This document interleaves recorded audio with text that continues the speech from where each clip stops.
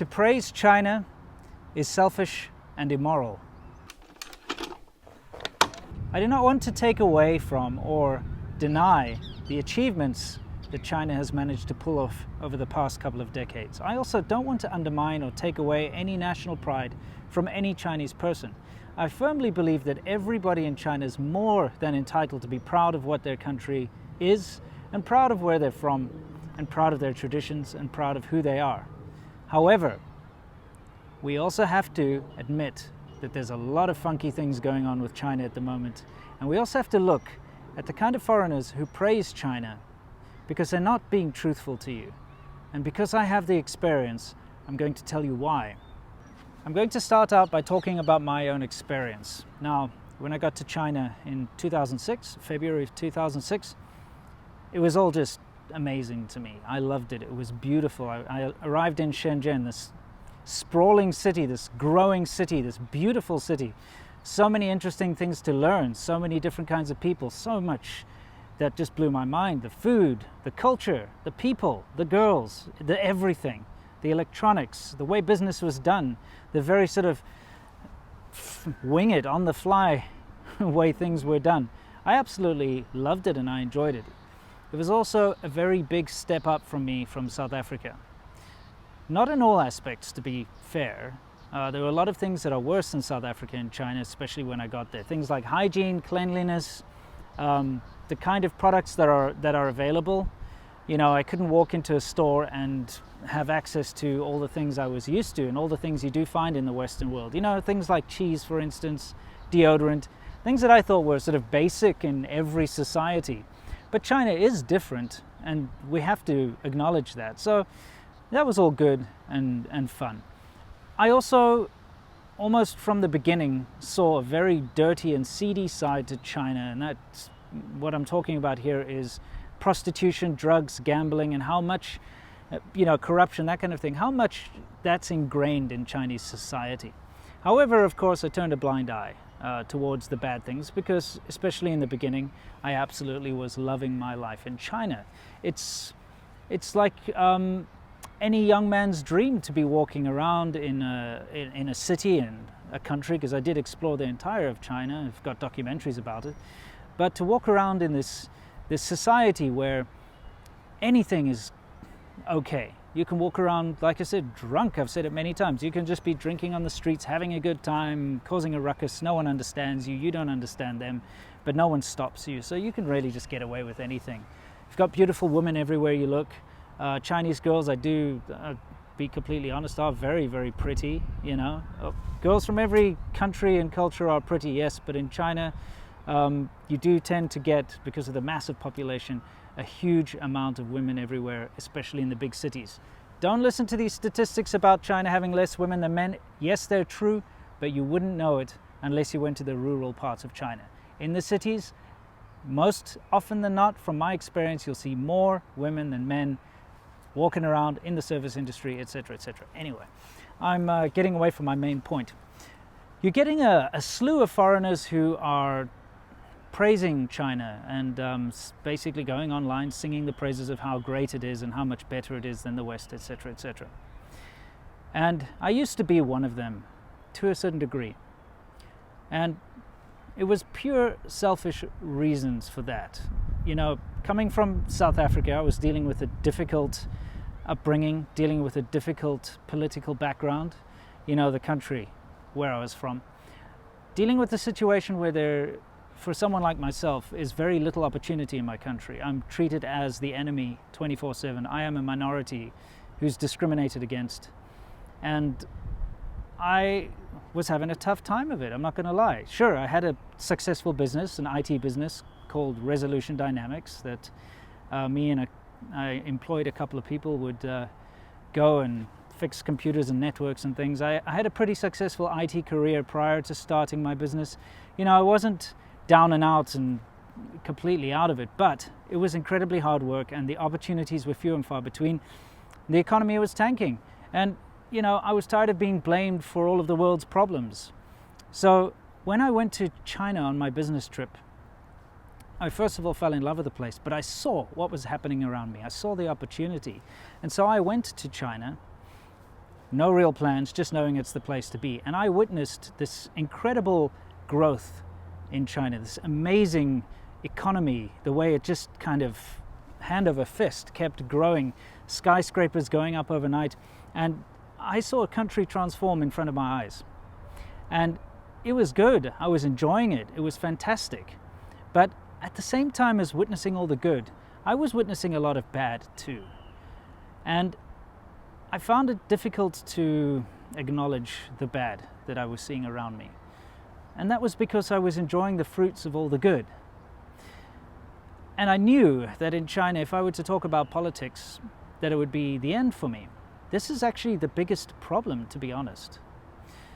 And this is what I'm going to get to later in the video, is that I self-censored myself to a large degree. In fact, I prided myself on the fact that I didn't bring politics into my videos while I was in China. And I was doing this for selfish reasons. I was doing this so that I wouldn't have a knock on the door from the police. I was doing this so that my Chinese friends and Chinese family would not suffer repercussions for knowing a person like myself who talks about politics. I didn't want to get deported. I didn't want to get kicked out. I wanted to continue this lifestyle where I had fantastic friends.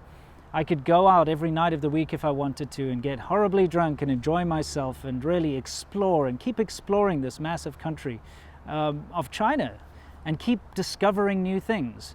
And I knew that the only way that I could do this was to ignore the very harsh and real problems that were in front of my eyes every single day in China.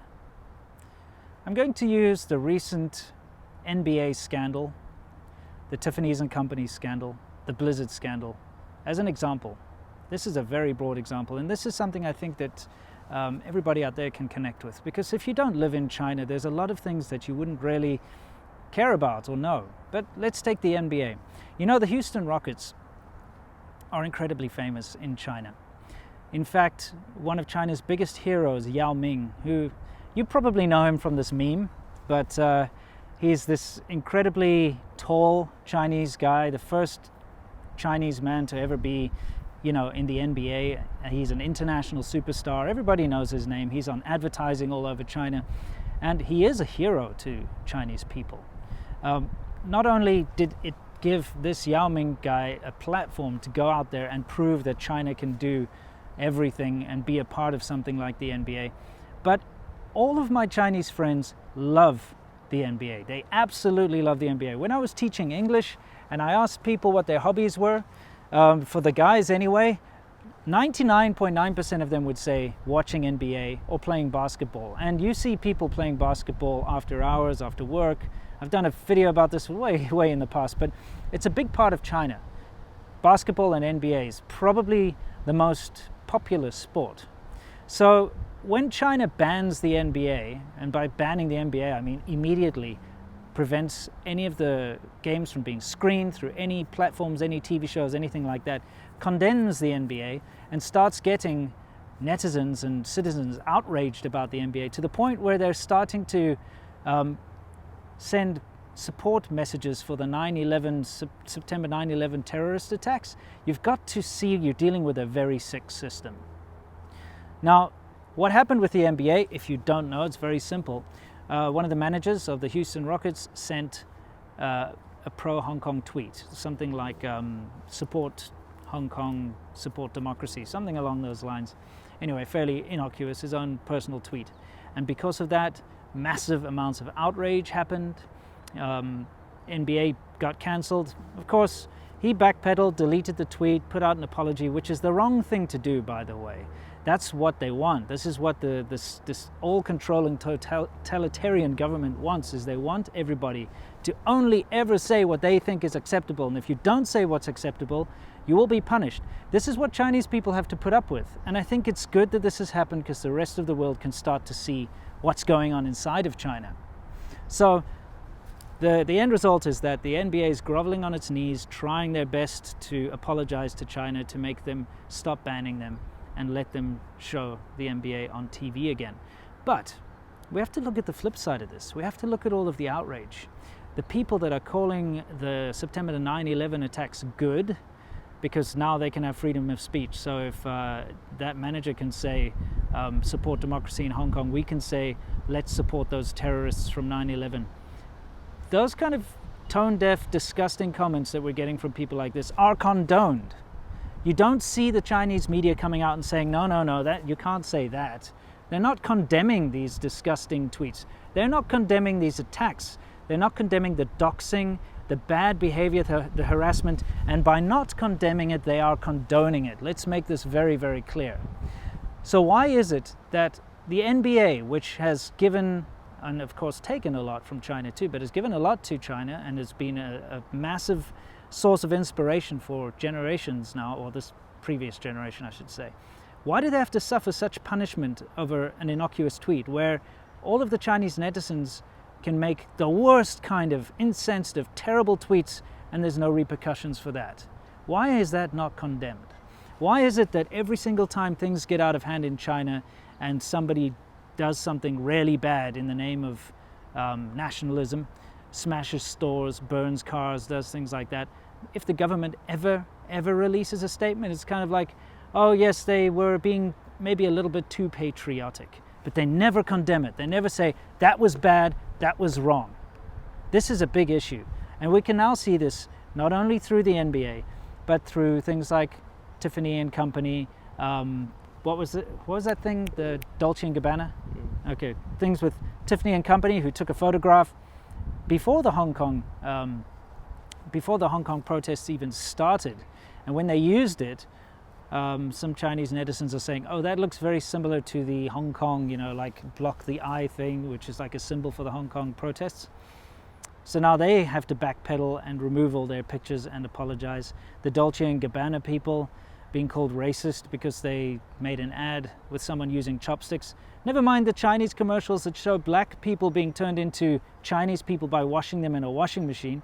Come on, guys. It's getting out of hand.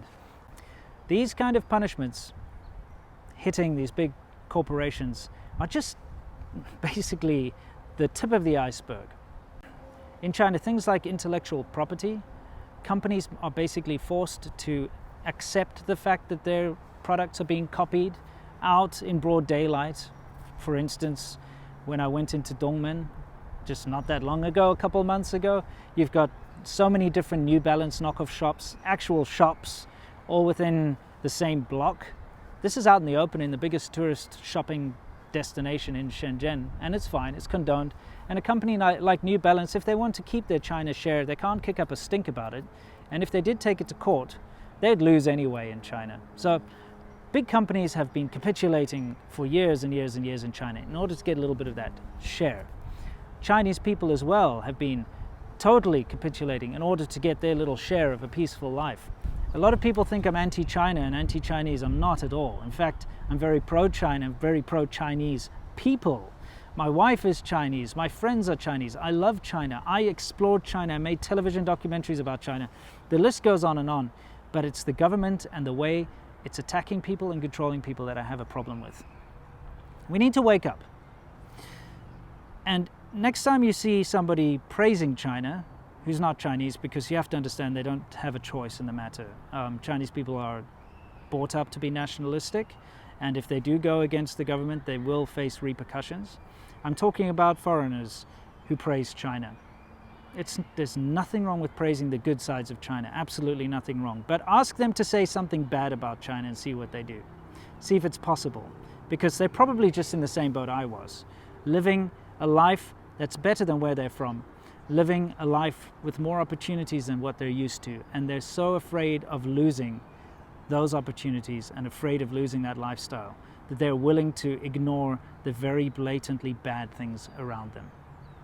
Thank you for watching, guys. If you want to see more about this topic and stay more in depth with these kind of things, please watch our podcast, which is every second Thursday. There'll be another one yesterday. So if you didn't catch it, there's a link to it. I'm going to put that up in the description. I would like you to go and watch that, because we do discuss these kind of things like much better. I can flesh them out better there with my friend C-Milk. Anyway, thank you for watching. I'll see you in the next one. Remember, it's okay to love China, but it's not okay to ignore the bad things that China is getting up to, which are ramping up in a big way. Until next time, you know the drill. As always, stay awesome. And don't forget, there's another SerpentZA next Friday. Same time, same place, really. Just down here. Check out my friend Lau86. He's got a completely different take on a lot of this stuff, and he's been making some pretty insightful videos recently. I'd like you to go check it out if you've got the time. And most importantly, if you want to see some fun nonsense adventures, especially around Asia, go check out ADVChina. And I'll see you next time. Cheers. Yes, Winston. I am with you.